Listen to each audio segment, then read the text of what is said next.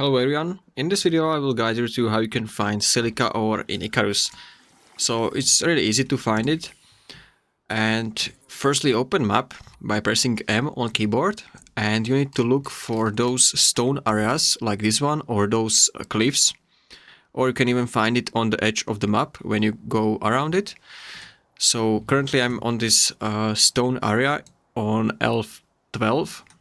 And you just need to look for this white stone. It looks like stone, but more like silver. And it's called silica ore. So now you can mine it.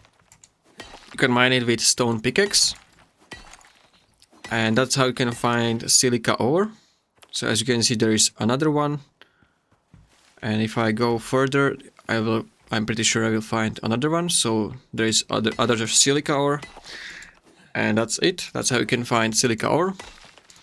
So if you found this video helpful, consider subscribing for more tutorials.